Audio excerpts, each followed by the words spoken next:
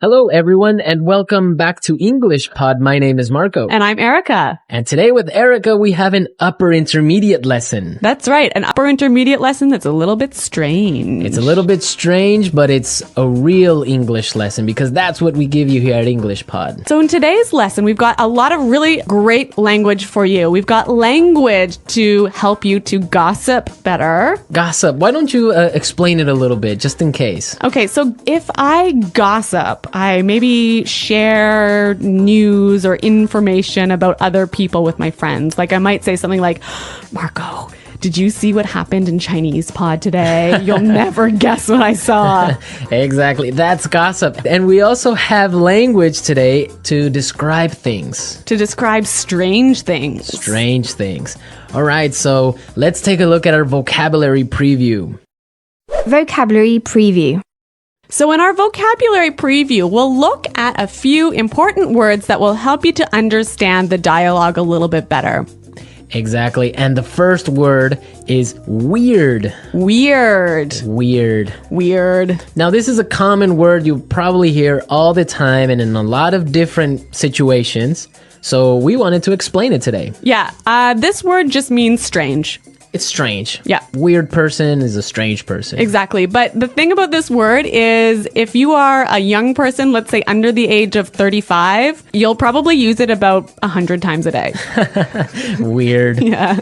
It's just such a good sounding word. Weird. It is. Okay, but the thing is that even though it's probably more commonly used in American English, it's still widely used for British English as well. Yeah, that's true. So, but maybe in British English you would say something like Odd. it's odd. Yeah. That's more common.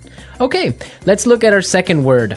Housewarming gift. Housewarming gift. Housewarming gift. Housewarming gift. Now, this is a cultural thing. It's really common in North America to give a housewarming gift to someone. Yeah, if I move into a new house, maybe some of my friends or family will bring a gift over to make my house a little bit more beautiful. So something like a photo frame or maybe a plant, or sometimes even like maybe a basket of pastries or something. Oh, okay. Well, Yeah. I've never gotten one of those because I Really? don't have a home. Oh, where do you live? On the street? Well, I don't have my own home, so I have never gotten one of those. Okay. Okay, so we're ready now to listen to our dialogue. So we've got two housewives who are gossiping about what's going on in the neighborhood, and let's listen to what happens.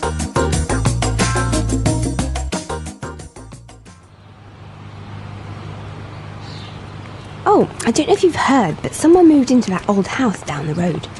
Yeah, I know. I met the owner of the house yesterday as he was moving in. His name is Armand.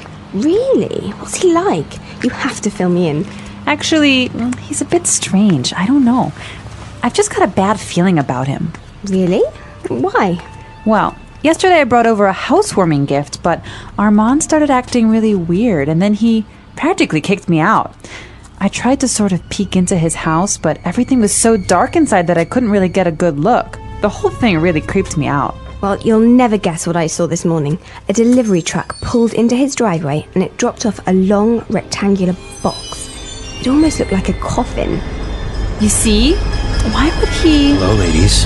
Armand! Oh, you scared the heck out of me. This is my friend Doris. Pleasure to meet you. If you're not doing anything tonight, I'd like to have you both for dinner. I mean, I'd like to have you both over for dinner.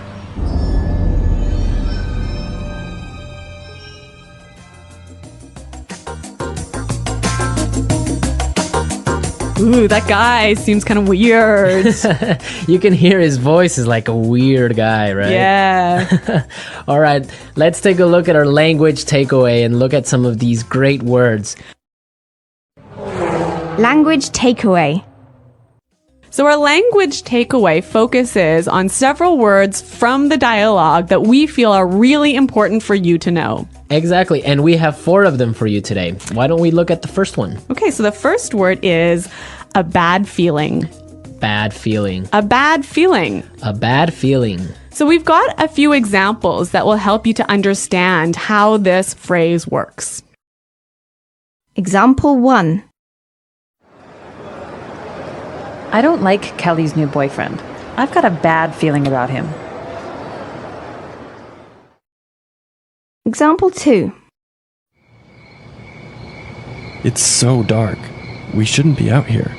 I've got a bad feeling about this. Example 3.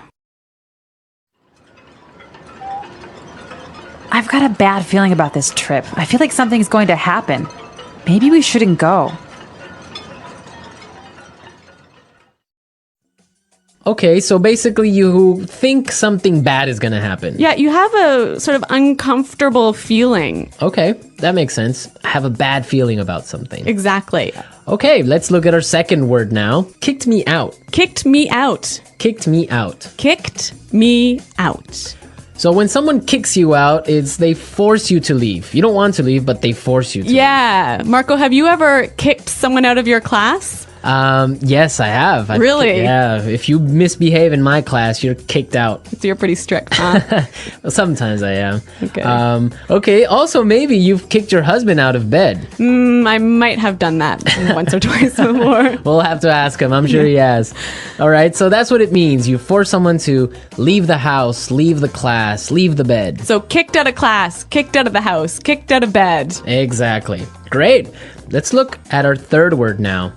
Creeped me out. Creeped me out. Creeped me out. Creeped me out. Now, this is a really common phrase. I like this phrase a lot, and we've got some examples for you to listen to help you understand this word a little bit better. Example 1.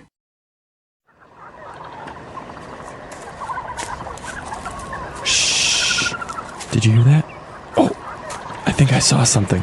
Stop it. You're really creeping me out. Example 2. This place really creeps me out. Let's get out of here.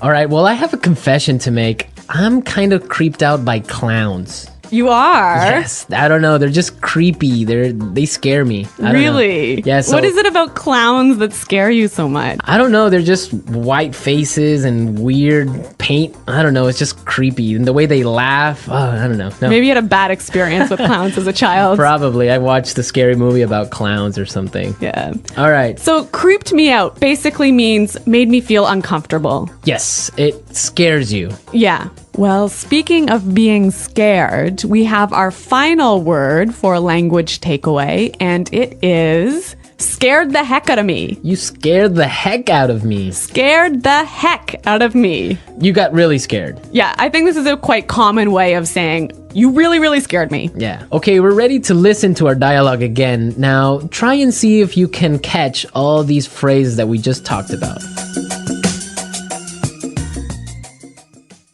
Welcome to WorldPod English Video. Today's story is called The New Neighbor, a mysterious and exciting story that helps you learn real English used in daily life. It's about curiosity, feelings, and how people talk when something seems strange. Last week, I moved into a quiet little town called Maple Street. The air smelled of coffee and freshly cut grass, and the people were friendly, or at least they seemed to be. But there was one house everyone whispered about, the old brick house at the end of the road. Every time I walked past it, the curtains were closed and the lights were dim. The garden was full of wild plants, and an old mailbox leaned sideways, half broken. People said no one had lived there for years. But one morning, I saw a moving truck parked in front of it. Someone was finally moving in. A tall man stepped out. He wore a dark coat, black sunglasses, and carried a large wooden box that looked unusual. The neighbors peeked through their windows. I wanted to say hello, but something stopped me. You know that strange feeling when your mind says go, but your heart says wait. That's what I felt, a bad feeling. Later that afternoon, I met my neighbor Emma near the bakery. She whispered, "Did you hear? Someone moved into the old house." I said, "Yes, I saw him. He looked different." Emma laughed nervously and said, "You mean weird?" Here's something useful to learn.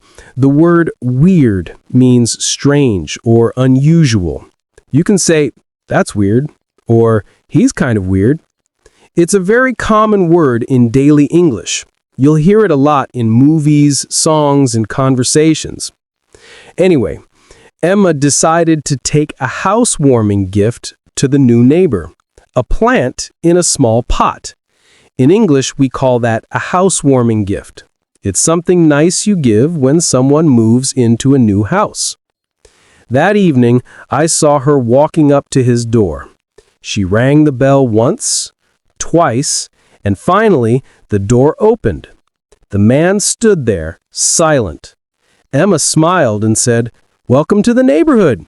I brought you a little housewarming gift." But he didn't smile back. He just said, "I don't need it," and closed the door slowly, firmly.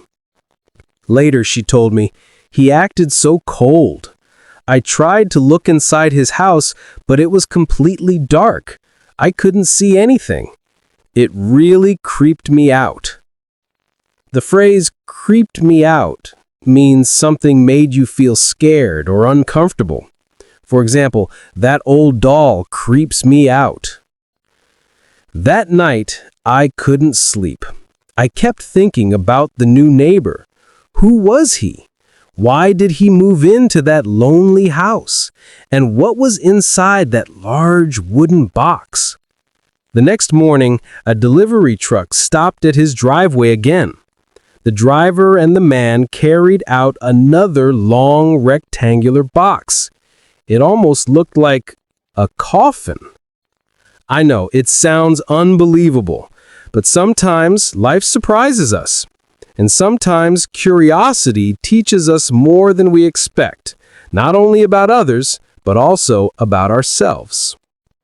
The next morning, the sun was bright, but Maple Street felt strange. You know that quiet feeling when everyone seems to be watching from behind their curtains? That was the air of the neighborhood. People pretended to water their gardens or sweep the sidewalks, but their eyes were all looking at one place, the old house at the end of the road. I walked to the cafe on the corner to get a cup of coffee. The smell of roasted beans filled the room, and a few locals were already talking. When I entered, the conversation stopped. Mrs. Hill, the baker's wife, leaned closer to me and whispered, "Did you see him this morning?" "Who?" I asked, even though I knew exactly who she meant. "The new neighbor," she said softly. "He was walking his dog before sunrise. A huge black dog with red eyes." Of course, that sounded ridiculous, but she spoke with such certainty that it gave me chills. In English, we say, "I got chills," when something makes you feel nervous or scared suddenly. For example, that story gave me chills. After breakfast, I walked home and I saw something odd near the old house. A small note was pinned to the neighbor's gate. It said, "No visitors. Do not enter." No name, no explanation, just those words in messy handwriting. Something inside me wanted to know more. Maybe it was curiosity or maybe just boredom. But I decided to find out who he really was. That afternoon, I baked some cookies. In my culture, and in most English-speaking countries, food is a friendly way to break the ice. To break the ice means to start a friendly conversation in a new or awkward situation. With the warm cookies in a small basket, I walked to his door. My hands were shaking a little, but I smiled and rang the bell. The sound echoed for a long moment before the door opened slightly. The man stood there again, tall, pale, and serious. "Good evening," I said kindly. "I just wanted to welcome you to the neighborhood. I brought you some cookies." He looked at me silently for a few seconds, then said, "You shouldn't be here." His voice was deep and calm, almost too calm. I laughed nervously and said, "I'm sorry if I disturbed you. I just wanted to say hello." "Please," he said, "don't come again." And then the door closed slowly, firmly, like the end of a warning. I stood there frozen. To be frozen doesn't mean cold here. It means too shocked or scared to move. As I walked away, I heard something strange from inside the house. A sound like metal scraping against the floor. I turned back, but the curtains moved, and I saw a shadow pass by the window. That night, I couldn't stop thinking. Was he dangerous? Was he just shy? Or was something truly wrong? I had a bad feeling, a deep one. Here's another useful phrase for English learners. A bad feeling about something means you sense something bad might happen. For example, I have a bad feeling about this trip. I looked at the window one last time before sleeping. The light in that house was flickering, and in that soft light, I thought I saw someone else's shadow move beside him.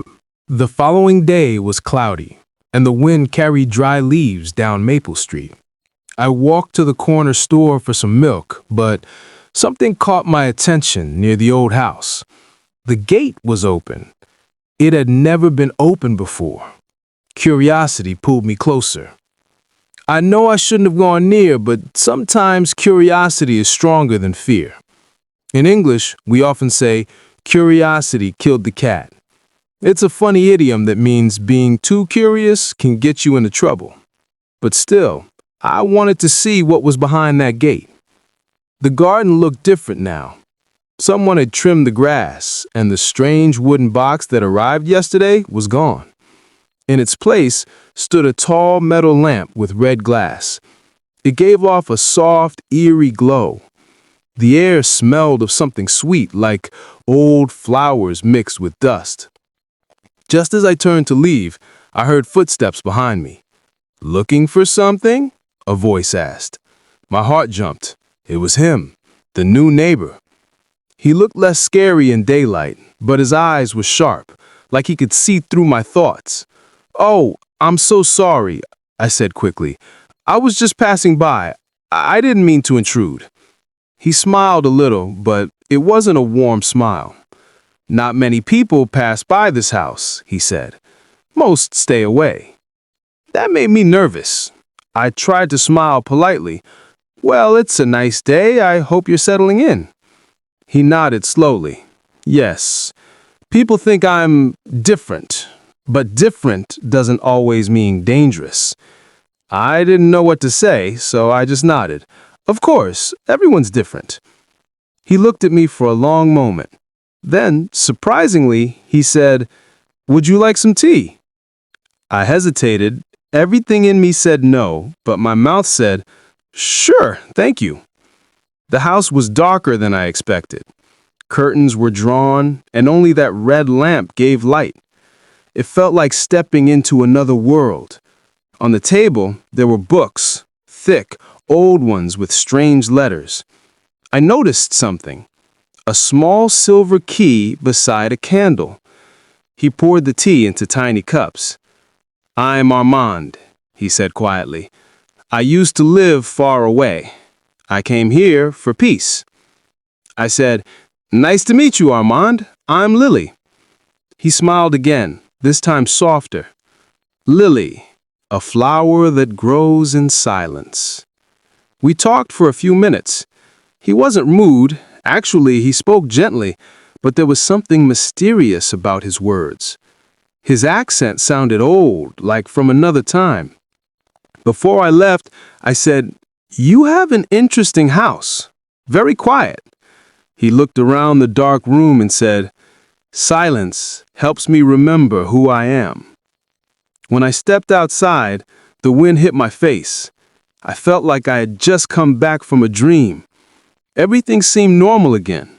Children playing, birds singing, cars passing by, but my heart was still racing. That night, I told myself maybe I had been wrong. Maybe Armand was just lonely. But then, when I looked through my window later, I saw his silhouette standing in his yard, looking straight at my house. He didn't move. He just stood there, completely still, until the light went out. The next morning, a soft rain covered Maple Street. The air smelled fresh, but the silence of the neighborhood felt heavier than usual. People walked faster, spoke less, and avoided looking toward the old brick house. I tried to forget about Armand and his strange behavior, but something inside me kept replaying the moment when I saw him standing in the dark looking at my house. I made some tea and sat by the window. The rain tapped gently against the glass, tap, tap, tap, like a quiet rhythm. Suddenly, I saw movement near his yard again. A small white cat ran across the street, stopping right in front of his door. I smiled. Finally, I thought, something normal. But the cat didn't move again. It sat perfectly still, staring at the house. Then the door opened slowly, and Armand stepped out with an umbrella. He looked down at the cat, bent forward, and whispered something I couldn't hear. The cat turned around and ran away, fast. That moment gave me goosebumps. That's a phrase we use when our skin gets tiny bumps because of fear, cold, or excitement. You can say, "That song gave me goosebumps," or "His story gave me goosebumps." I wanted to understand who he was, but I didn't want to gossip or spread rumors. Still, everyone in the neighborhood was talking.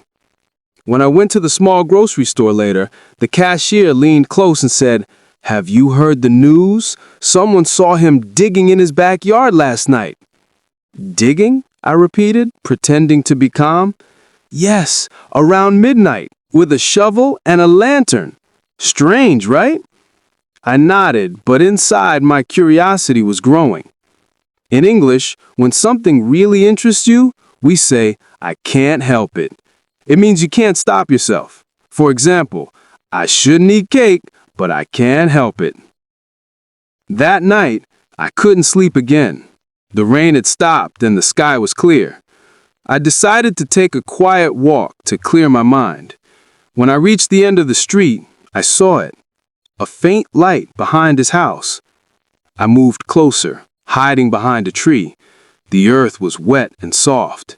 And there he was, Armand, digging, just like the rumor said. He worked slowly, carefully, like someone who had done it many times before. I wanted to call out, but my voice froze. He paused for a moment, turned his head slightly, and looked toward the street.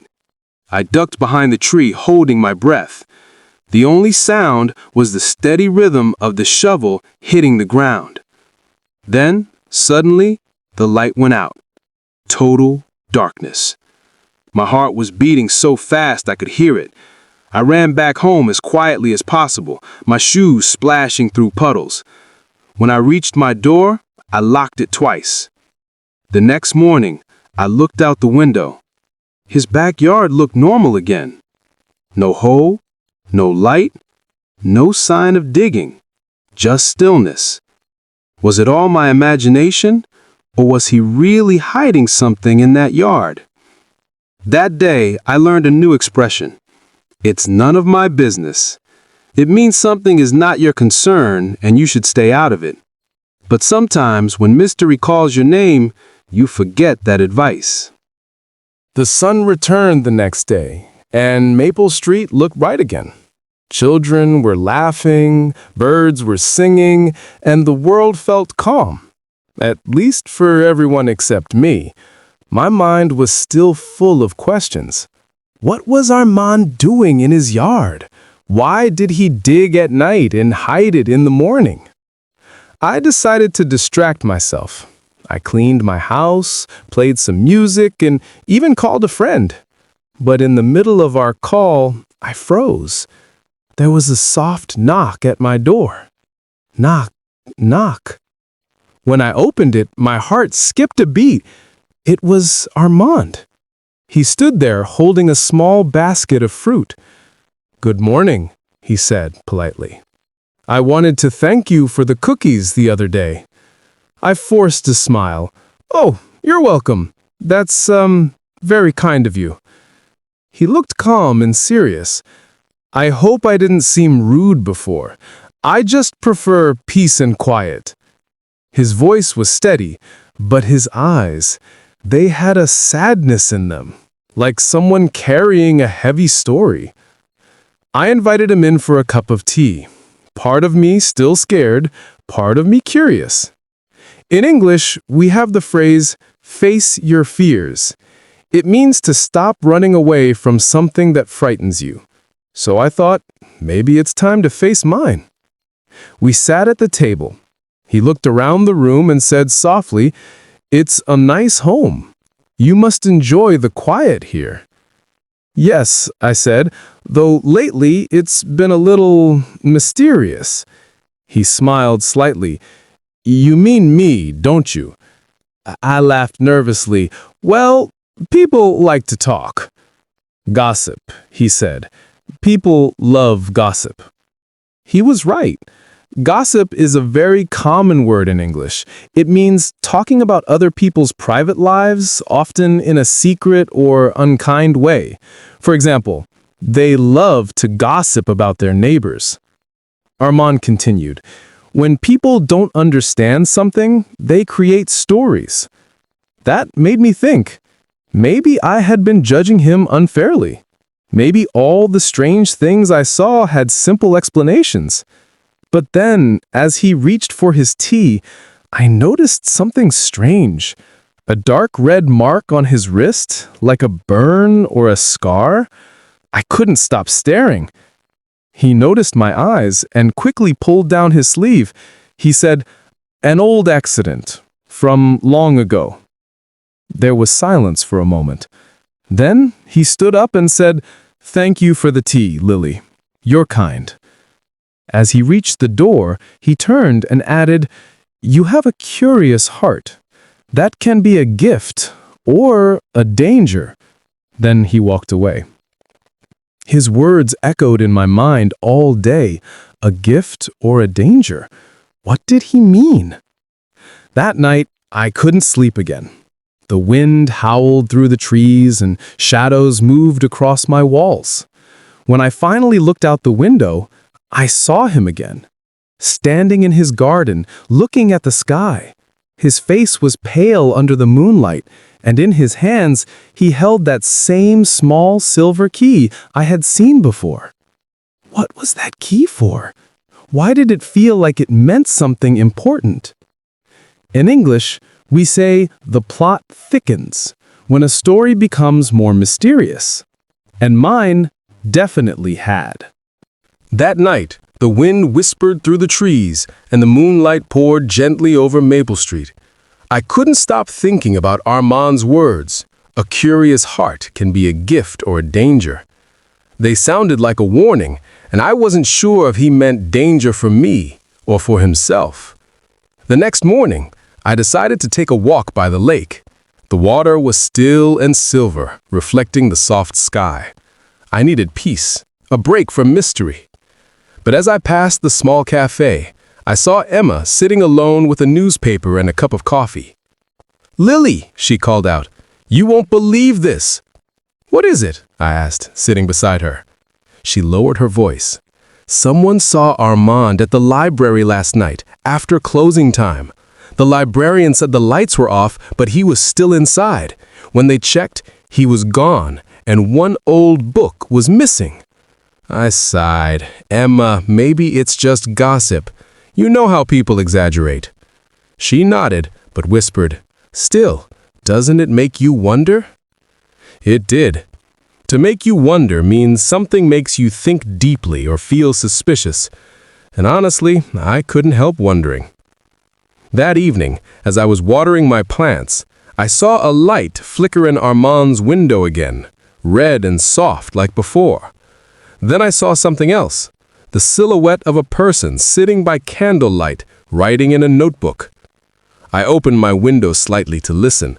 I couldn't hear words, only soft music, the kind people used in very old times. Violins, maybe a harp. It was haunting, but beautiful. Suddenly, I heard a knock on my back door. I jumped. Who could it be at this hour? When I opened it, no one was there, just an envelope lying on the step. My name was written on it in perfect handwriting. I looked around. The street was empty. I opened the envelope slowly. Inside was a small note. If you wish to understand me, come to the cemetery at dusk tomorrow. Bring no one. My hands trembled. Who would send that? And why the cemetery? In English, we say, curiosity got the better of me, when we do something even though we know it might not be wise. That's exactly what happened to me. The next day, as the sun began to set, I walked to the old cemetery behind the church. The air was cold and quiet.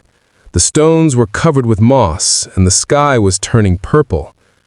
Then I saw him, Armand, standing near an old grave holding a lantern. He turned as I approached. "I knew you'd come," he said softly. "What is this about?" I asked, my voice shaking slightly. He looked at the grave. "Someone I once loved rests here.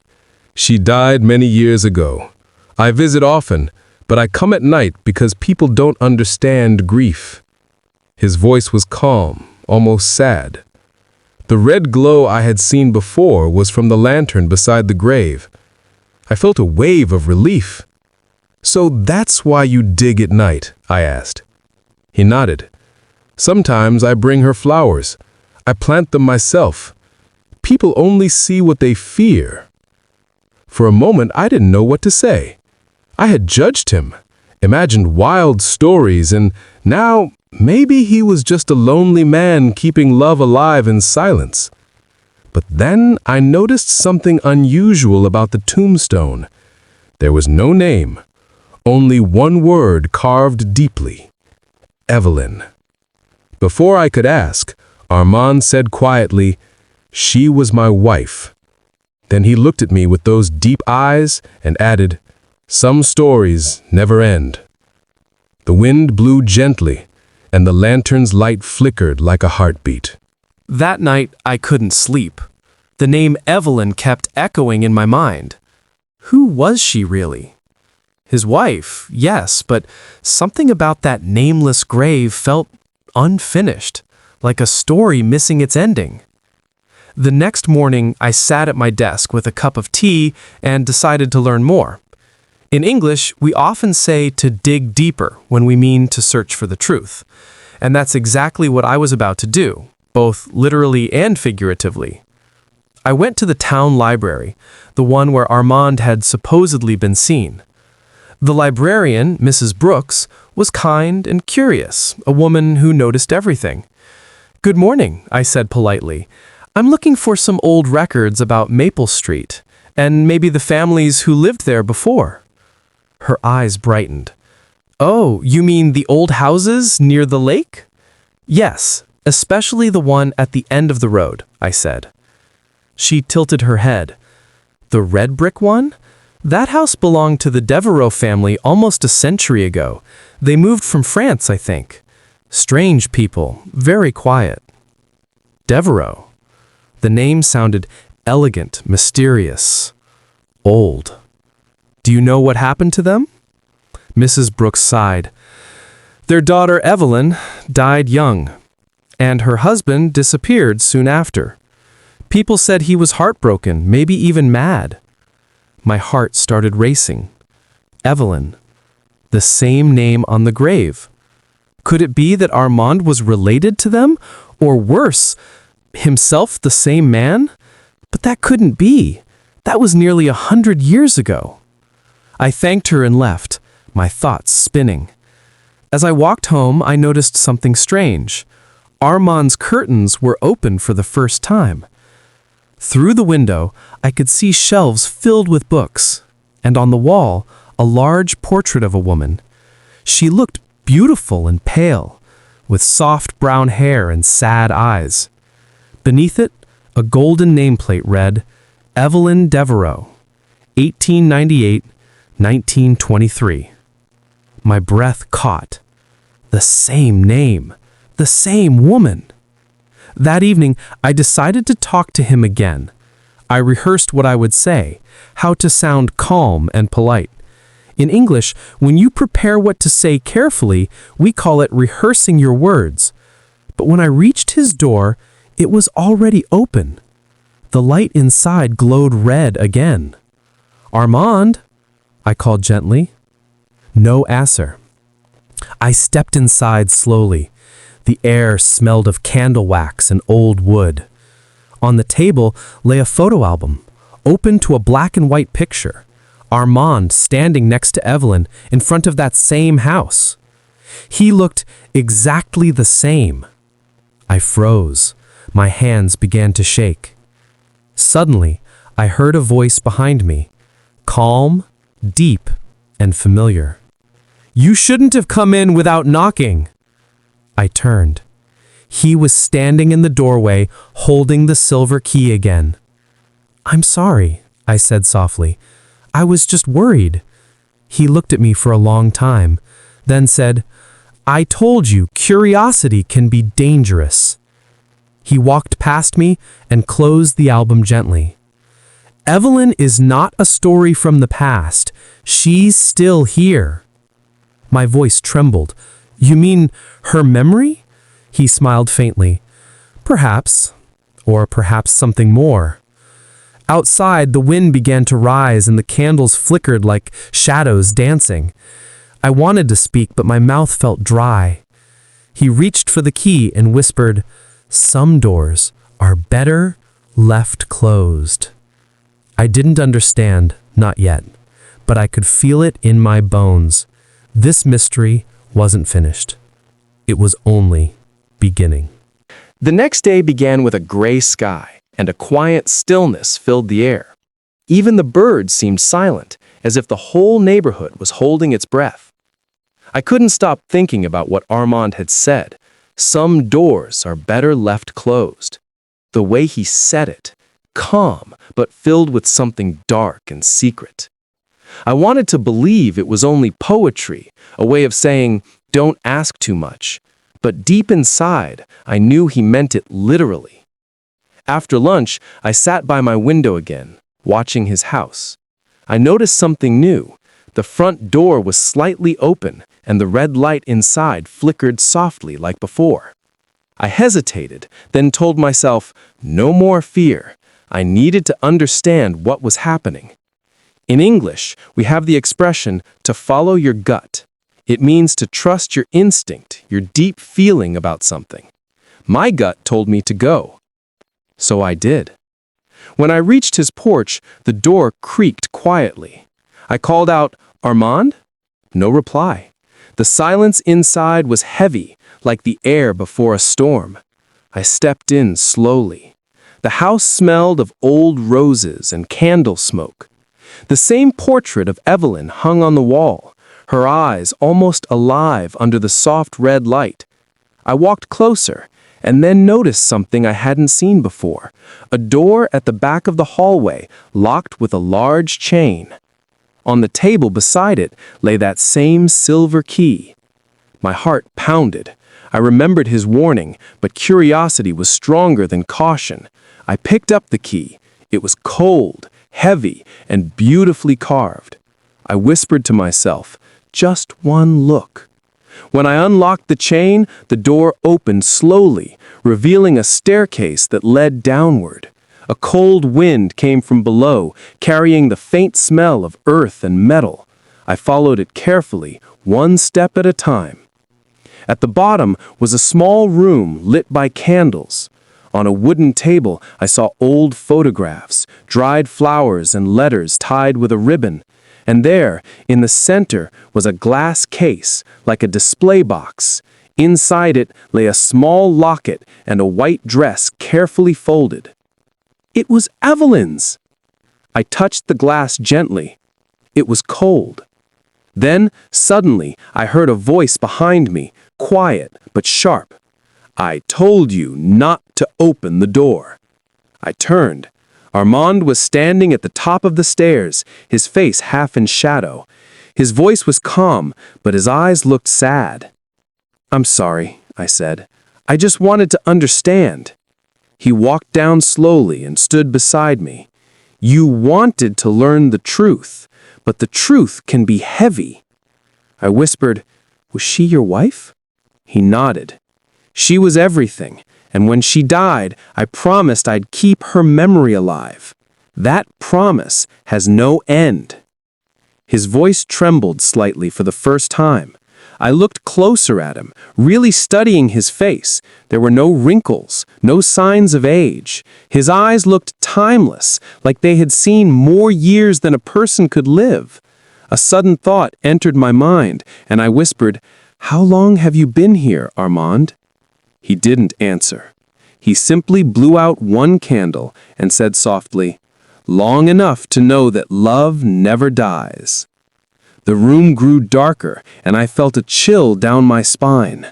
That night, as I lay in bed, I couldn't stop thinking about him, about the sadness in his voice, and the way time seemed to stop around him. In English, we say, "Truth is stranger than fiction." And now I understood exactly what that meant. The next few days passed in a blur. I tried to act normal, going to the cafe, chatting with neighbors, watering my plants, but nothing felt normal anymore. Every time I closed my eyes, I saw that underground room, the white dress, and Armand's calm face in the candlelight. I started questioning everything. Was I imagining all of it? Or had I truly stepped into something not meant for the living to understand? That morning, I went for a walk to clear my mind. The town felt peaceful again, but deep inside, I knew peace was just pretending. When I reached the church near the cemetery, Father Henry, the old priest, was sweeping the steps. He smiled kindly. "Good morning, Lily," he said. "You look troubled." I hesitated, then replied, "Father, do you know a man named Armand Devereaux?" He stopped sweeping and looked at me with surprise. "That name, where did you hear it?" "He's my neighbor. He lives in the old brick house at the end of Maple Street." The priest's face turned pale. "My child," he said softly, "that man died a century ago." My heart skipped. "That can't be. I've spoken to him. He lives there now." He looked at me with sorrowful eyes. "There are stories in this town. Stories about him and his wife, Evelyn. He was known for his strange ways, always quiet, always distant. When she died, he was never the same. They say his soul refused to rest." I felt my hands trembling. "Are you saying he's a ghost?" Father Henry sighed. "Some spirits don't harm anyone. They just linger where love was once strong." I walked home in silence, every word echoing in my head. Maybe that explained his unchanging face, his strange voice, his sadness. But if he was truly a spirit, why could I touch his teacup? Why could I see his shadow on the ground? That evening, I decided to visit him again. Not out of curiosity this time, but compassion. In English, we say to make peace with something, meaning to accept and let go. And maybe that's what I needed to do. Make peace with this mystery. When I reached his door, it was already open again. The house was filled with a gentle sound, the same soft violin music I had heard before. I stepped inside. He was standing by the portrait of Evelyn, the red light glowing beside him. When he turned, his expression was calm, almost peaceful. "You know now," he said softly. I nodded. "You loved her very much." He smiled faintly. "Love never fades. It only changes its form." I asked quietly, Why are you still here, Armand? He looked toward the portrait. Because I made a promise. I said I'd wait until the roses bloomed again. But the roses in your garden, I began. Yes, he interrupted gently. They never bloom. I felt tears in my eyes. Maybe they will, if you let go. He stared at me for a long moment, as if thinking deeply. Then he reached for the silver key around his neck and placed it in my hand. If they bloom, I'll be free. The next morning, I planted new roses in his yard. Red ones, just like in the portrait beside Evelyn. I watered them every day, hoping.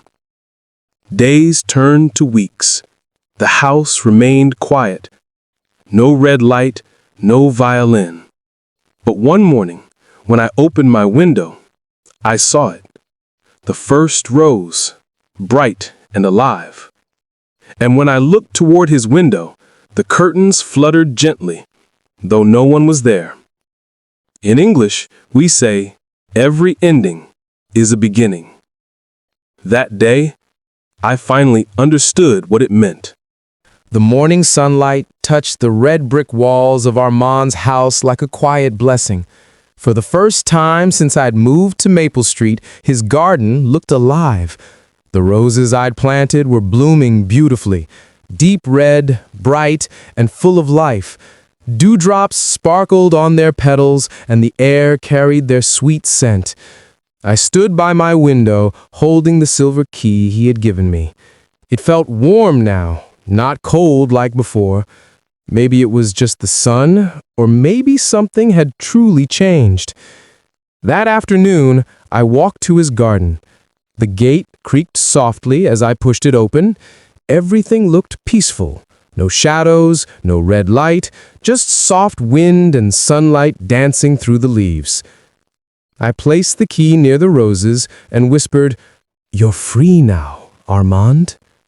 For a moment, everything was still. Then, out of nowhere, a small breeze passed by, strong enough to make the roses sway together. The petals rustled like soft applause. And then I saw it, faint but clear, Armand's reflection in the window. He wasn't sad this time. He was smiling, a warm, real smile. He raised his hand slowly, as if to say goodbye. Then, just as gently, his image faded into the light. I felt a strange mix of sadness and peace. It was like the end of a song that you don't want to finish, but know must end. In English, we have the phrase, to let go. It means to release something you've held on to for too long. Pain, fear, or even love that's no longer here. That's what Armand had done. And maybe that's what I needed too. The days after that felt different. Maple Street seemed brighter. The gossip about the strange neighbor disappeared. People smiled more. Life moved forward. But the roses, they stayed. They became the heart of the street, a reminder that even in mystery, love can grow again. Sometimes, I still walk by that house at sunset.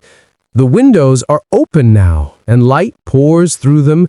Birds sing in the garden, and butterflies rest on the red petals. And every time I pass, I whisper, "Thank you, Armand," because he taught me something precious, that curiosity can lead to understanding, fear can turn into kindness, and even silence can speak the language of love. So, to everyone listening, remember, when life gives you something strange or scary, don't just run away. Try to understand it. Sometimes, the strangest stories are the ones that teach us the most about being human. And if you ever have a bad feeling or face something weird, use it as a chance to learn.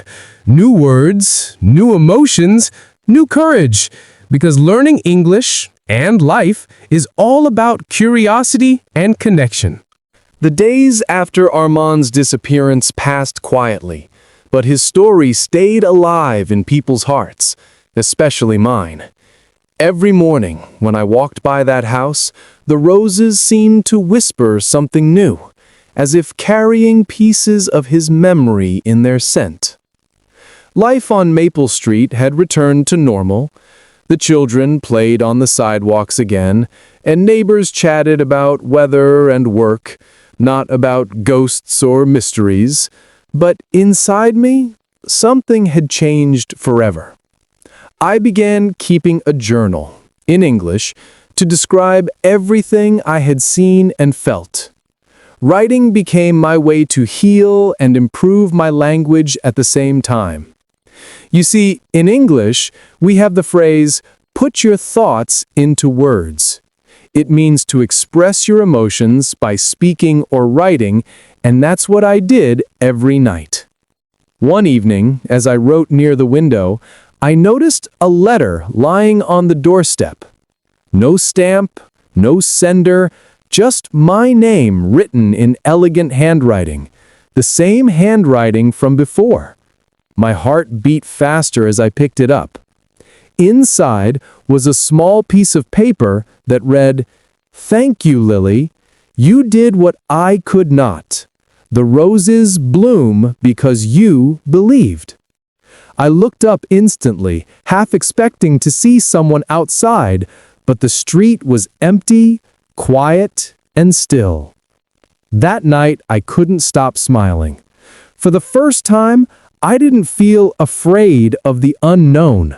I felt grateful for it. Because sometimes the unknown is where the most beautiful lessons hide. The next morning, I decided to share Armand's story with the local school. I spoke to the English teacher and asked if I could tell her students about the mysterious neighbor. She agreed happily. When I stood in front of the class, I started with, "Have you ever met someone who seemed strange, but later changed the way you see the world?" The students looked curious. I told them everything, but in a calm, thoughtful way, turning every event into a learning moment. I explained phrases like "creeped me out" when I described my first fear, and "a bad feeling" when I talked about my instinct.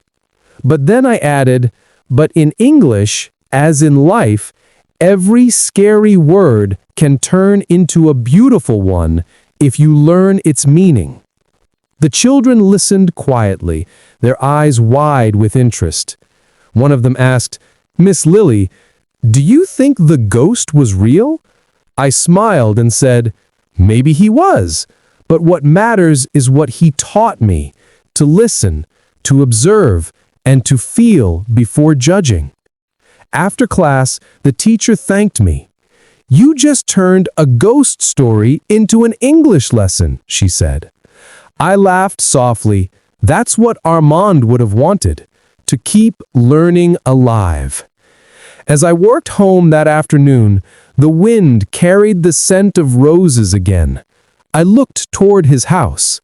The sunlight touched every petal gently, and for a second, I thought I saw his shadow near the window, peaceful, watching, and free. In English, there's a beautiful expression, "gone but not forgotten." It means that even if someone leaves, their memory stays in our hearts. And that's exactly what Armand became. A story, a lesson, and a quiet reminder that learning never ends. The story of Armand spread quietly across Maple Street, not as gossip, but as inspiration. People began calling his old house the Rose Home. It no longer stood as a place of fear. It had become a symbol of hope, of patience, and of silent love. I often visited the garden after work just to breathe in the scent of the roses. Each flower felt like a message, soft and fragrant, reminding me that even sadness can grow into beauty if we care for it. One afternoon, as I stood there, a young man approached. He introduced himself as Daniel a historian studying local stories. "I've heard about the house," he said politely. "May I ask how the legend began?" I smiled. "Legend? Oh no, it was real, at least to me." He laughed gently.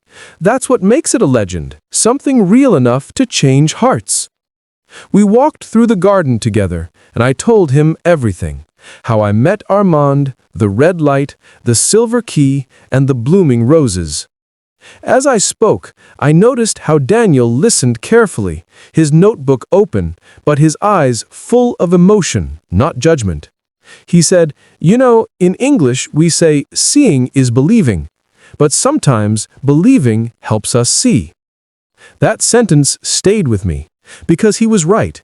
If I hadn't believed in Armand's goodness, maybe those roses would never have bloomed. Daniel wanted to include the story in his book about the mysteries of Maple Street. I agreed, but only if he focused on the message, not the mystery. "Let it be a story about learning, not fear," I said. As we talked, we realized how many useful English expressions could come from the story. For example, "Don't judge a book by its cover," a perfect idiom for what I had done wrong at first. And "Every cloud has a silver lining," meaning something good can come from something bad. He wrote them down, smiling. "Your story isn't just emotional, Lily, it's educational." The next week, Daniel returned with a small gift, a framed quote that read, "Understanding begins where fear ends." He said, "I thought you'd like this. It fits your journey." I placed it in my living room, right beside my English journals. Every time I saw it, I remembered the nights I spent afraid, the lessons I learned, and how English words had helped me express them all. You see, learning English isn't only about grammar or vocabulary. It's about connection, the way words carry feelings, culture, and meaning. It's how I learned to say "I was scared" instead of staying silent, and "I understand now" instead of running away. As I stood in the garden that evening, the sky turned golden. The roses glowed softly under the sunlight. I whispered, "Armand, your story lives on, not as mystery, but as meaning." And for a moment, I thought I heard a faint voice in the wind say, "That's all I ever wanted." In English, there's a phrase, "peace at last." It means everything has finally found calm. That's how the garden felt, peaceful at last. A few weeks later, something wonderful happened. The town decided to hold its first Maple Street Story Festival, where people could share local tales, traditions, and life lessons. When the organizer, Mrs. Hill, asked if I'd speak about the Rose Home, I hesitated. The story felt so personal, so emotional. But then I remembered what Armand taught me. Curiosity becomes courage when we share it with others. On the evening of the festival, fairy lights hung between the trees, and the smell of cinnamon and coffee filled the air. Families gathered around small tables, laughing, talking, and listening to stories. When it was my turn, I walked to the small wooden stage, holding the silver key in my hand. I took a deep breath and began. Not long ago, I had a neighbor everyone thought was strange. He was quiet, mysterious, and people whispered about him. But I learned something beautiful, that sometimes the strangest people carry the kindest hearts. As I spoke, I used the same natural English expressions that Armand's story had taught me. I said phrases like, "I had a bad feeling," and "it creeped me out," and then explained what they meant in simple words for the English learners in the crowd. People smiled, nodding as they learned new expressions through emotion, not just memorization. I continued, "You see, we often say, 'Don't judge a book by its cover.' I judged him, and I was wrong. The truth is, understanding others teaches us to understand ourselves." The crowd was silent now, listening closely. The children's eyes were wide. A soft breeze passed through the garden, carrying the scent of the roses that lined the stage. I held up the silver key and said, "This key reminds me of something we all have, the power to unlock kindness." In English, we say a key to the heart. It means an action or word that opens someone's feelings. For me, that key was curiosity, patience, and a few kind words. When I finished, the audience clapped softly. It wasn't loud or wild, it was gentle and warm like the story itself. Afterward, several people came to thank me. One young woman said, "Your story helped me feel less afraid to speak English. I used to think my accent made me sound strange, but now I see strange can be special." Her words touched me deeply. Strange can be special? Maybe that was the real lesson. Later, Daniel, the historian, came up with a small smile. "You did it, Lily. You turned mystery into meaning." I laughed softly. Or maybe Armand did. I just told his story. As the night ended, lanterns floated up into the sky, hundreds of little lights rising toward the stars. The roses in the garden glowed softly in the dark, like they were part of the celebration. I whispered to the air, "Armand, can you see this?" And for a moment, the wind shifted, and a single rose petal floated gently into my hand. In English, there's a phrase, a sign from above. It means something small that feels like a message from someone you've lost. That rose petal, it felt exactly like that. That night, I went home smiling. I placed the silver key and the rose petal inside my journal, not as proof, but as a promise that I would keep sharing stories that help people feel, learn, and believe. The festival changed something inside me. I realized how powerful stories can be, not just to entertain, but to teach, to connect, and to heal.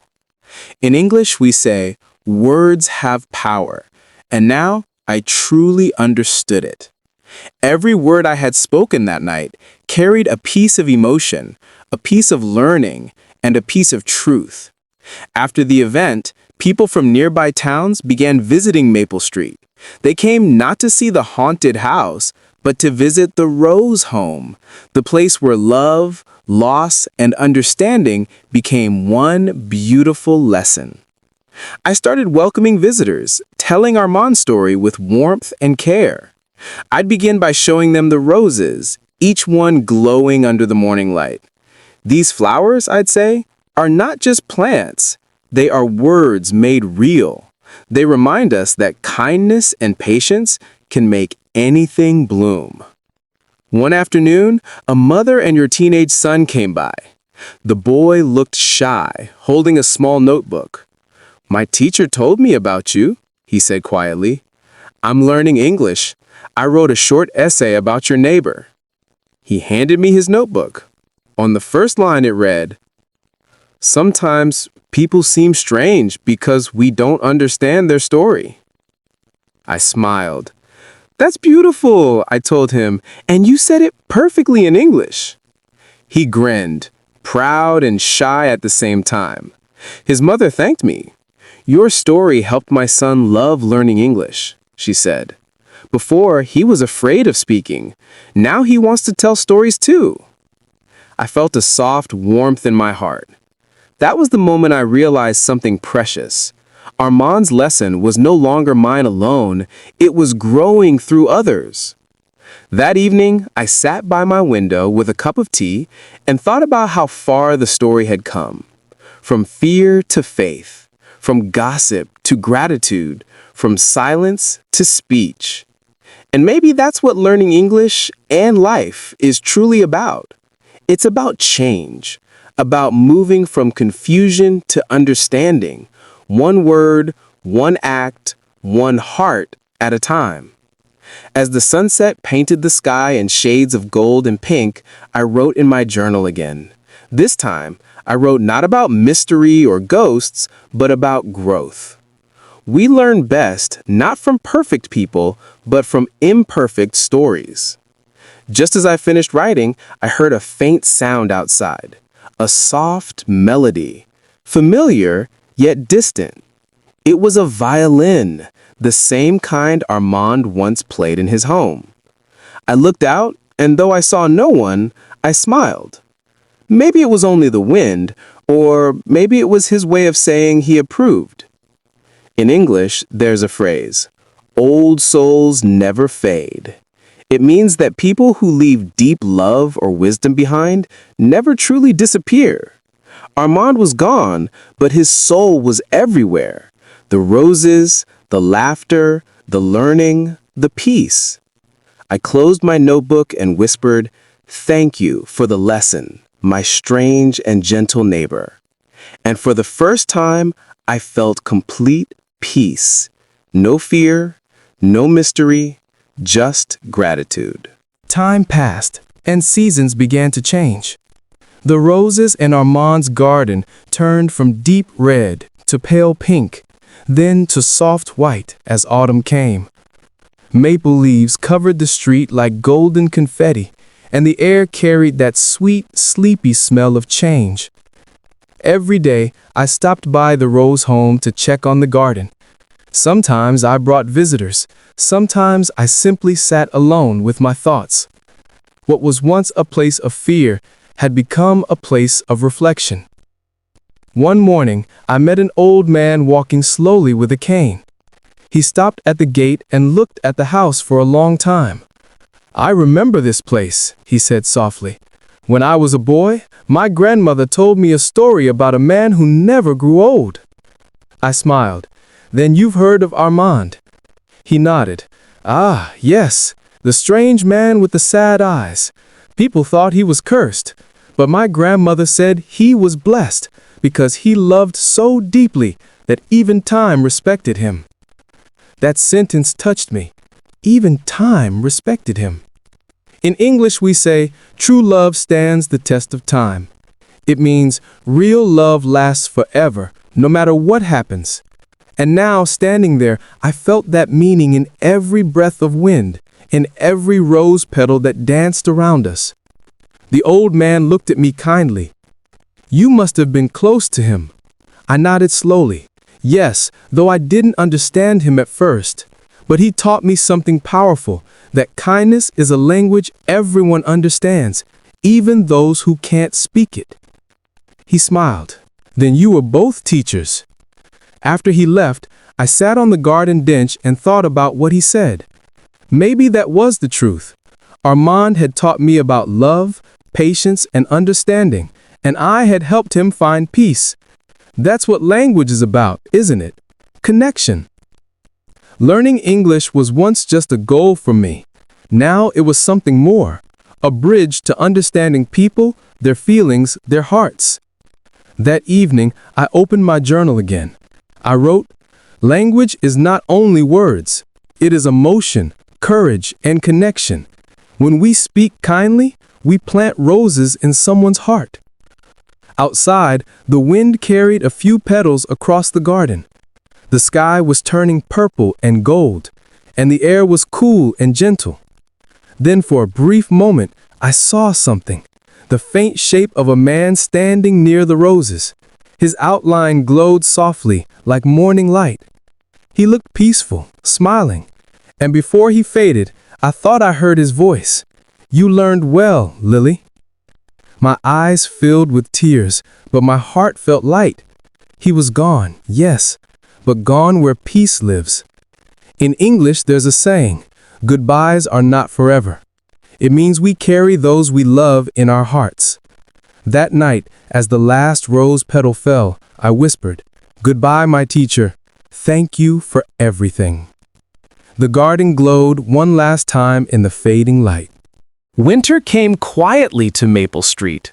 Snow fell in soft layers, covering rooftops and resting gently on the rose bushes of the Rose home. The once red petals were now hidden beneath white frost, Yet somehow, the garden still looked alive, peaceful, glowing, and full of quiet stories. I often passed by in the early morning when the world was still asleep. The air was crisp, and my footsteps left tiny prints in the snow. I would stop near the gate and whisper, "Good morning, Armand," as if he were still there tending his garden. One morning, I saw something unexpected, a small note pinned to the wooden gate. It read, "Beauty sleeps beneath the snow, but the heart remembers warmth." No name, no handwriting I recognized, but somehow it felt like his words.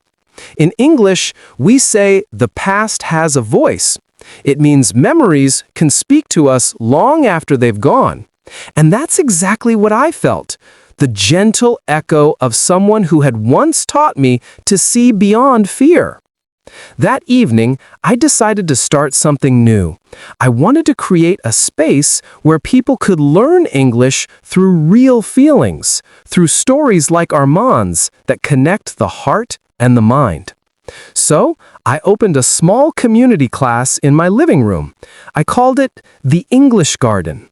On the first day, 5 people came: a baker, a schoolgirl, an old widow, a delivery man, and a shy student from another country. We sat in a circle with tea and notebooks. I told them, "Here, we don't just learn words. We learn through stories, emotions, and meaning." To begin, I shared a simple phrase, "a bad feeling."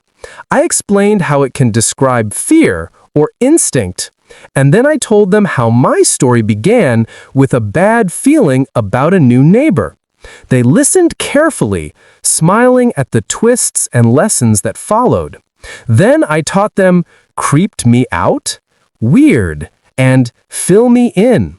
We practiced together, creating sentences that were both funny and real. Everyone laughed, and for a moment, my house was filled with warmth and language, just like Armand's roses beneath the snow. After class, the young student, Mina, said softly, "Your story makes English feel alive." That night, I sat by the fire, thinking about her words. She was right. English, or any language, comes alive when it carries emotion, not just grammar. In my journal, I wrote, "Every word is a seed. When planted with care, it grows into understanding." Outside, the snow had stopped, and the moonlight fell gently on the rose home. I imagined Armand's spirit smiling somewhere beyond the stars, proud that his lesson had become a garden of learning for others. In English, there's a phrase, "light a candle instead of cursing the dark." It means, instead of complaining, do something small to bring hope.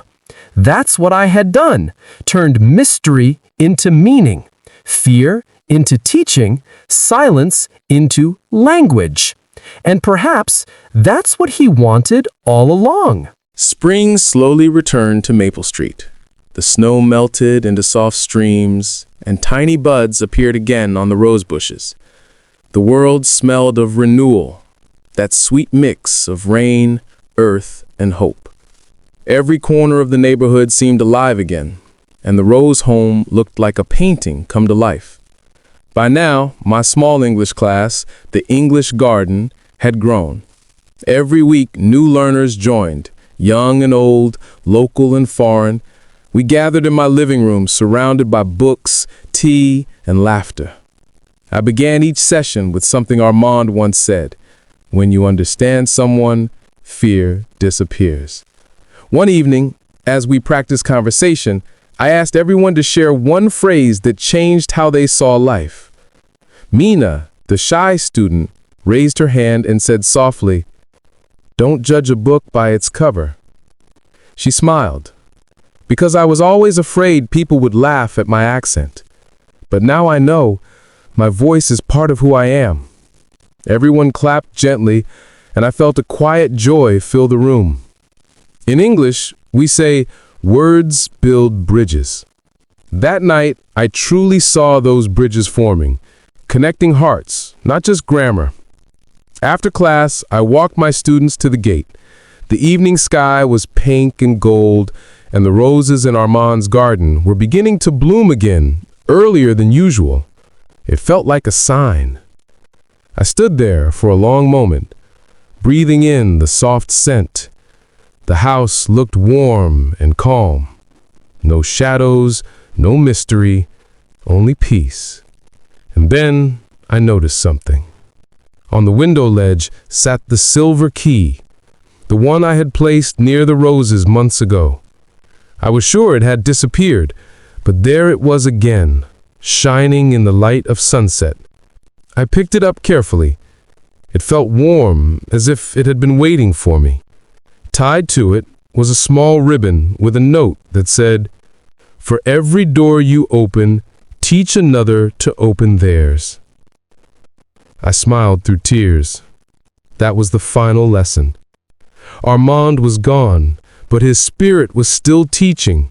Through me, through every word, every learner, every rose that bloomed again.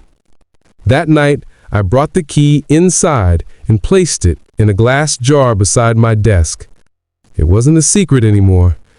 It was a reminder, a symbol of courage, curiosity, and connection. I opened my journal and wrote, "Language is a key. It opens not just doors to communication, but doors to hearts."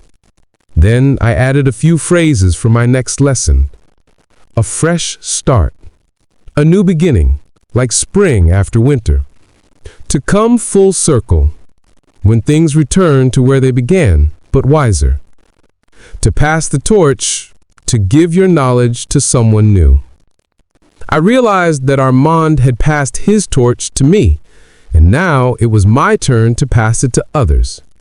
The wind brushed softly against the window, and for a second I thought I heard his violin again, faint, distant, peaceful.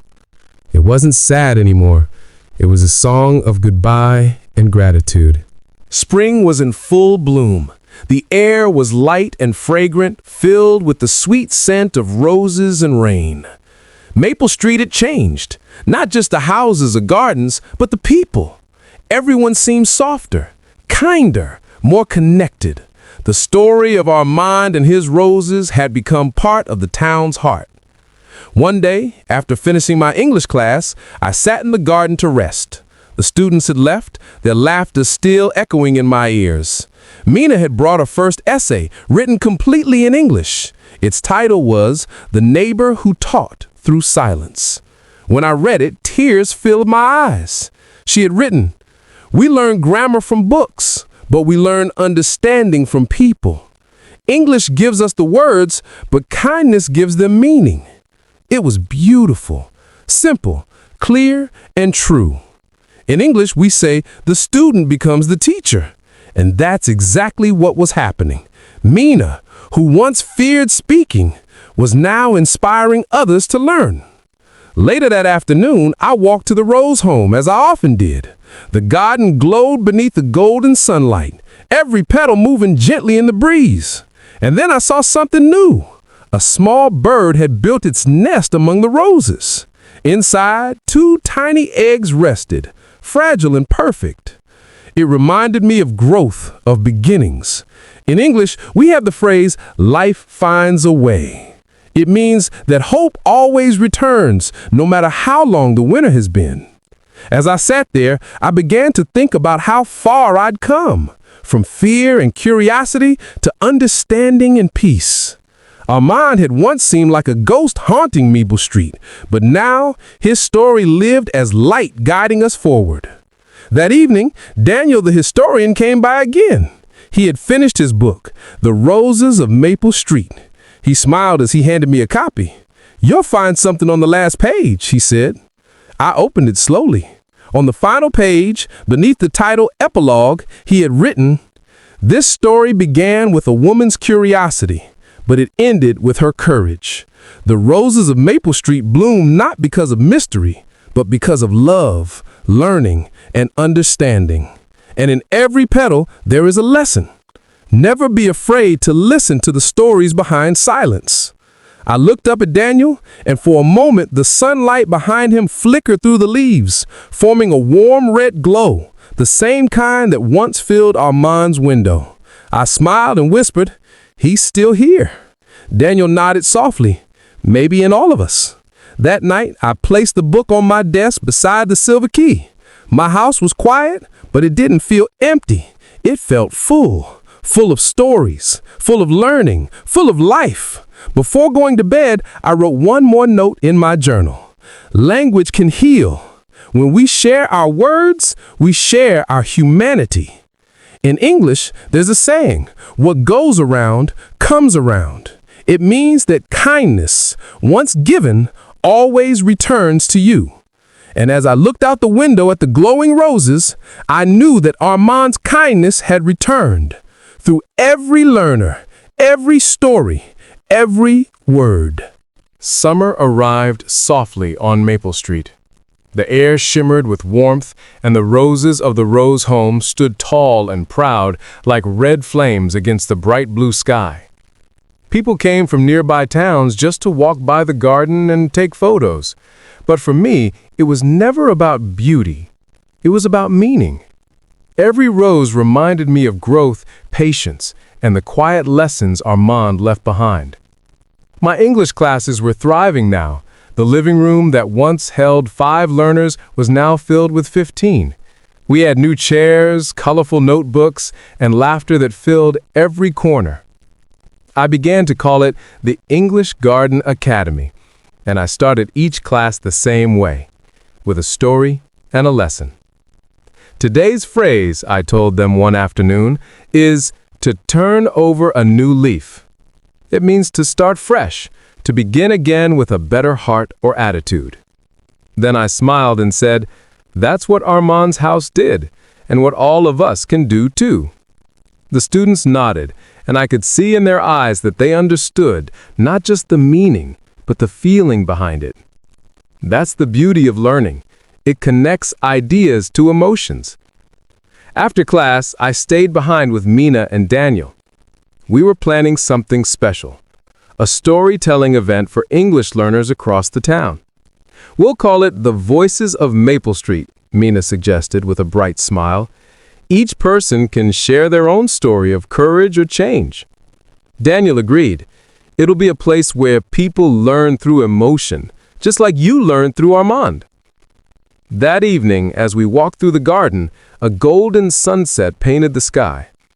I said softly, "You know, it's funny. The story that once scared me now helps others find hope." Mina smiled. "That's the power of language and the power of kindness." We stopped near the roses. I looked down and noticed something strange yet beautiful. Beneath one of the bushes, hidden in the soil, was a small metal box. It looked old, covered with rust. Carefully, I dug it out and opened it. Inside, wrapped in faded paper, was a note written in elegant handwriting. "To those who find peace in these roses, remember, learning is love that never ends." I felt my chest tighten. The handwriting, it was unmistakably Armand's. Daniel whispered, "It's like he knew this would happen." Maybe he did. Maybe he had planted not just roses, but lessons, little seeds of wisdom that would bloom at the right time. I took the note home and placed it inside a new frame beside my desk. That night, I couldn't stop thinking about how life works, how things we fear can become our greatest teachers, and how people we lose can still guide us. In English, we say, everything happens for a reason. And now, I finally believed it. I sat down to write my next journal entry. The best teachers don't just give lessons, they leave light. Every word we learn, every story we share is a piece of that light. As I finished writing, a soft breeze passed through the open window. The scent of roses filled the room, and for a second, I thought I heard a quiet whisper, gentle, warm, familiar. "Keep teaching, Lily."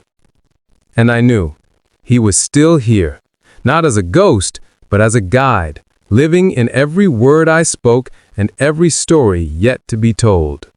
A year had passed since the roses first bloomed in the Rose home. Maple Street had changed, not just in looks, but in spirit. Where once there was gossip and fear, now there was laughter, learning, and light. Every morning, the scent of roses drifted through the air, reminding everyone that peace can grow from even the strangest beginnings. My English Academy had become something special. Students from different countries and backgrounds now gathered each week, sharing their stories and their progress. They didn't just learn grammar, they learned courage, confidence, and connection. Each class began with a new phrase and a reflection, because English, for us, was more than words. It was a way to express life. One sunny afternoon, we held the Voices of Maple Street, our first big storytelling event. The garden was decorated with paper lanterns and the roses swayed softly in the breeze. Students stood up one by one, sharing short speeches in English, real stories about love, change, and hope. When it was my turn to speak, I walked to the front, holding the silver key, the same one Armand had given me long ago. The audience grew quiet. I took a breath and began. Once, this key belonged to a man who was called Strange, a man who lived in silence and mystery. But behind that silence was kindness, patience, and wisdom. He taught me something powerful. When we truly try to understand others, we open doors not only to them, but also to ourselves. The crowd listened carefully. I continued. In English, there's a saying, knowledge is power. But I believe knowledge is also peace, the kind that helps us see, feel, and love beyond fear. I lifted the key slightly and said, this isn't just Armand's key anymore. It belongs to all of us, to everyone who chooses to learn, to listen, and to love. The audience clapped softly, and some even wiped tears from their eyes. Mina whispered, he would be proud. As the sun set, golden light touched the roses, making them glow as if they were lit from within. I smiled and whispered quietly, thank you, Armand. Your story lives on. Later that evening, after everyone had gone, I stayed behind in the garden. The sky was full of stars, and the wind carried the scent of roses through the still night. I placed the silver key beneath the largest rose bush, pressing it gently into the soil. This is where it belongs, I said softly. You opened my heart. Now let this garden open the hearts of others. As I stood up, a single petal floated down and landed in my hand. The air felt warm, alive, and full of peace. It wasn't a goodbye. It was a promise. In English, we say the end of one chapter is the beginning of another. That night, I felt that truth deeply. Armand's story had ended, but his light continued. Through my students, through the roses, through every kind word spoken in English, and every brave learner who dared to begin.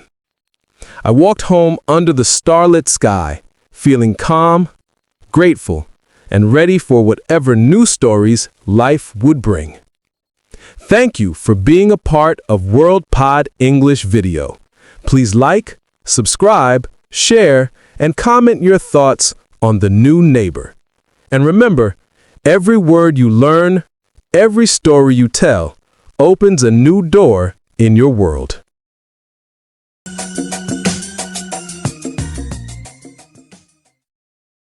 Oh, I don't know if you've heard, but someone moved into that old house down the road. Yeah, I know. I met the owner of the house yesterday as he was moving in. His name is Armand. Really? What's he like? You have to fill me in. Actually, he's a bit strange. I don't know. I've just got a bad feeling about him. Really? Why? Well, yesterday I brought over a housewarming gift, but Armand started acting really weird, and then he practically kicked me out. I tried to sort of peek into his house, but everything was so dark inside that I couldn't really get a good look.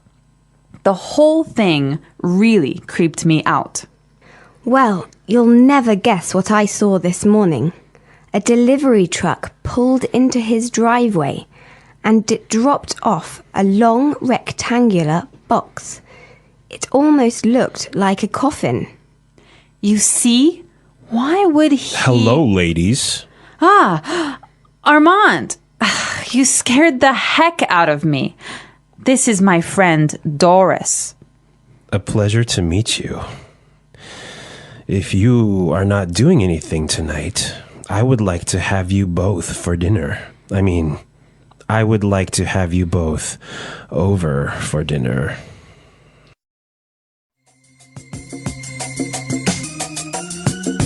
You know, one of the things I really like about this dialogue is there's a lot of great phrases that will help you to gossip.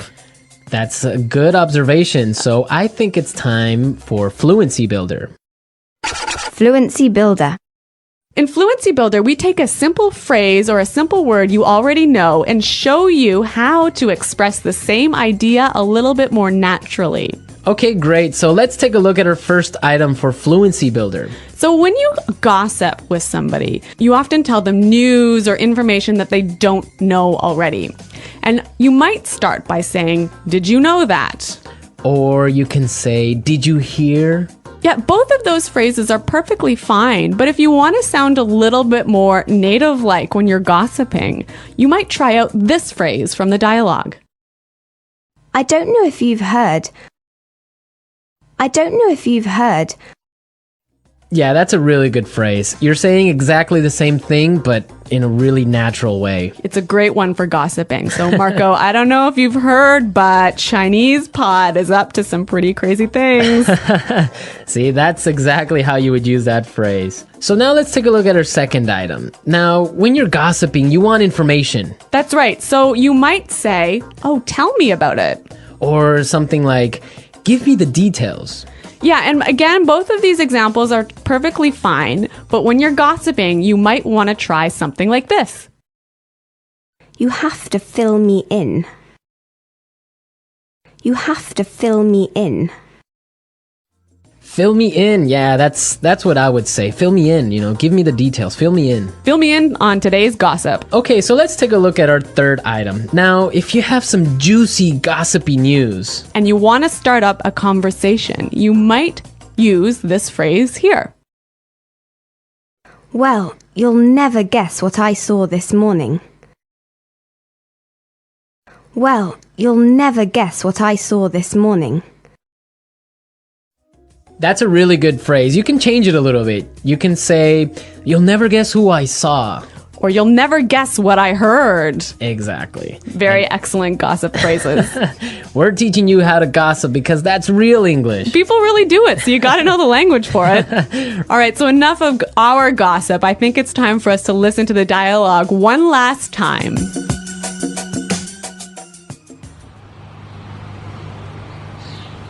Oh, I don't know if you've heard, but someone moved into that old house down the road. Yeah, I know. I met the owner of the house yesterday as he was moving in. His name is Armand. Really? What's he like? You have to fill me in. Actually, he's a bit strange. I don't know. I've just got a bad feeling about him. Really? Why? Well, yesterday I brought over a housewarming gift, but Armand started acting really weird, and then he practically kicked me out. I tried to sort of peek into his house, but everything was so dark inside that I couldn't really get a good look. The whole thing really creeped me out. Well, you'll never guess what I saw this morning. A delivery truck pulled into his driveway and it dropped off a long rectangular box. It almost looked like a coffin. You see? Why would he... Hello, ladies. Armand! Oh, you scared the heck out of me. This is my friend Doris. A pleasure to meet you. If you're not doing anything tonight, I'd like to have you both for dinner. I'd like to have you both over for dinner.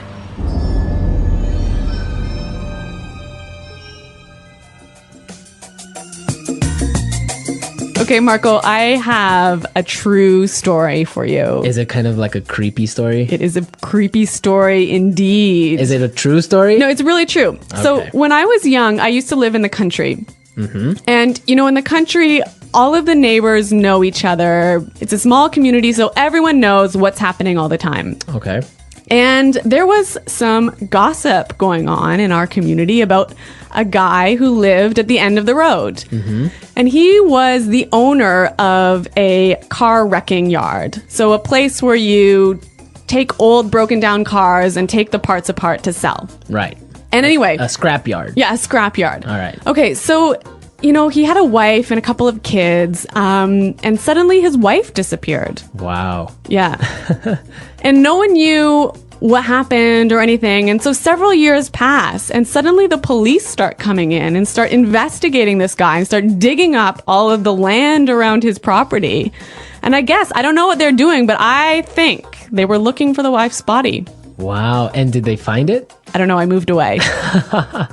Ah, such a great story, but we don't know how it ends. Yeah, well... Well, we can leave it up to the imagination of our listeners. Exactly. Maybe they were looking for an old car. An old car buried in the ground. I don't think so. All right, that's a true story. Real English, real stories. You There heard go. it first here on English Pod. All right.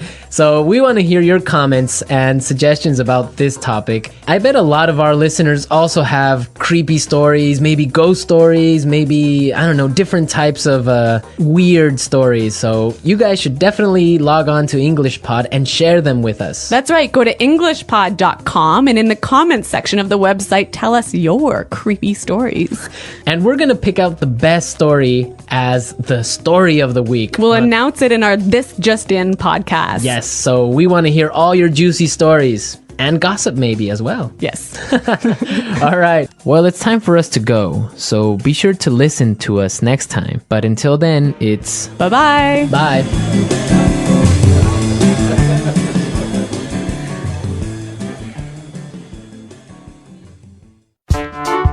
The English Pod Audio Review. Listen to the meaning, then say the vocabulary word. Phrase used to introduce a piece of information. I don't know if you heard. Tell me about it. Fill me in. A sense or feeling that something bad is going to happen. A bad feeling. Strange, unusual. Weird. Make or force someone to leave when they don't want to. Kick out.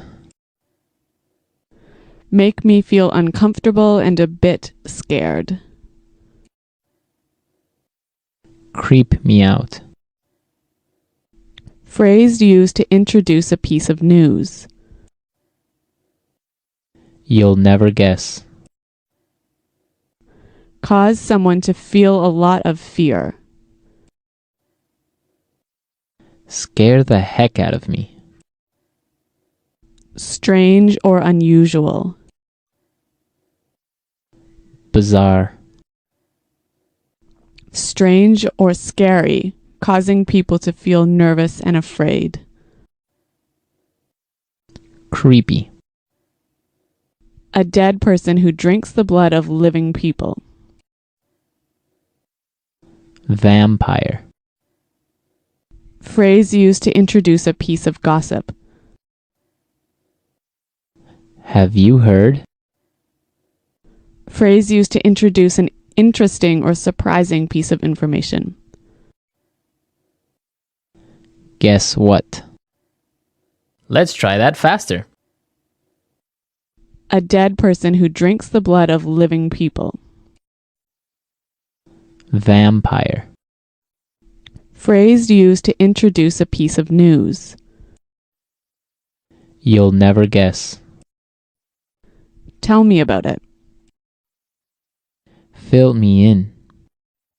Phrase used to introduce a piece of gossip. Have you heard? Strange or scary, causing people to feel nervous and afraid. Creepy. Phrase used to introduce an interesting or surprising piece of information.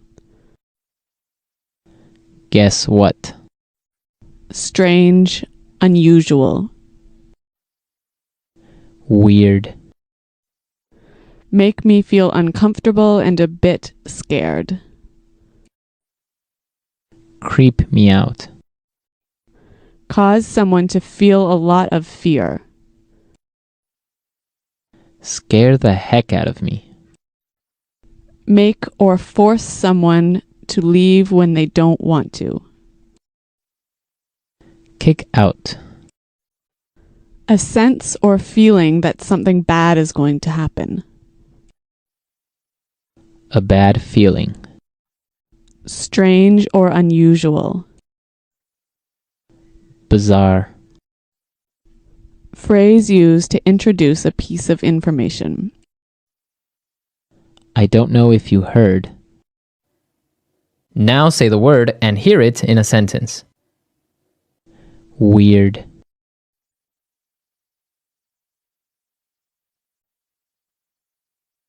Last night, I kept hearing a really weird sound. I don't know what it was. Weird. Our teacher seems a bit weird, don't you think? Weird.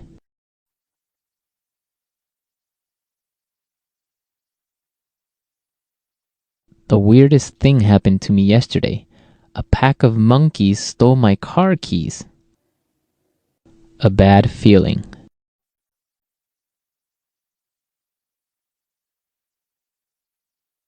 I've got a bad feeling about Kelly's new boyfriend. I don't think he's a good guy. A bad feeling.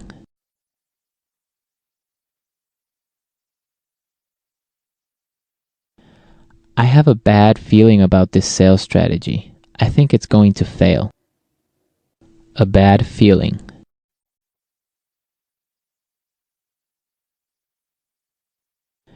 I've got a bad feeling about this trip. I think we should stay home. Kick out. If you don't be quiet, I'm going to kick you out of this meeting. Kick out.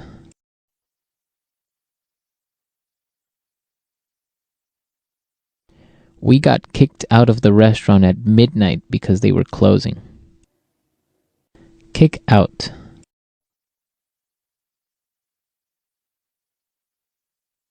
That's it. I'm kicking you out of class. Go stand in the hall. Creep me out.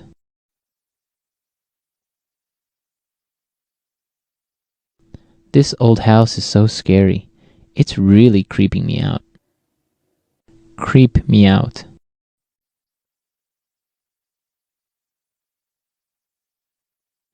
I watched The Exorcist last night.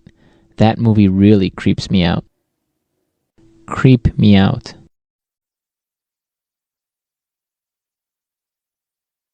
The last time I walked home alone at night, I really got creeped out.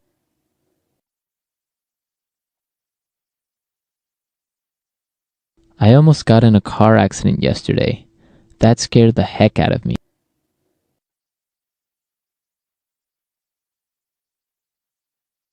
Don't wear that vampire mask. You're scaring the heck out of the baby.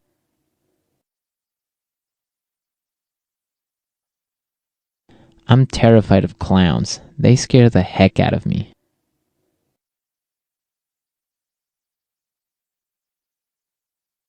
I don't know if you've heard, but Susan and John are breaking up.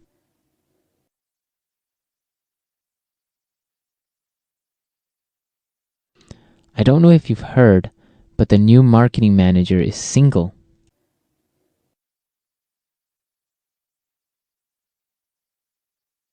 I don't know if you've heard, but Maurice quit his job yesterday. Fill me in.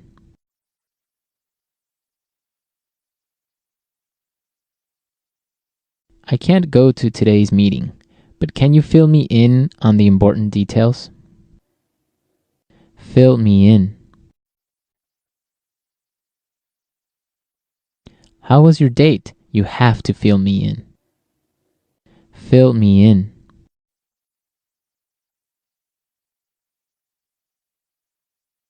Sarah missed her class yesterday, but I filled her in on the homework assignment.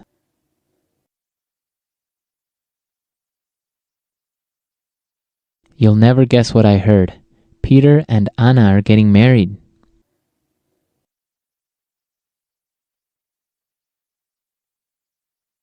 You'll never guess who I saw yesterday. Bill, my boyfriend from high school.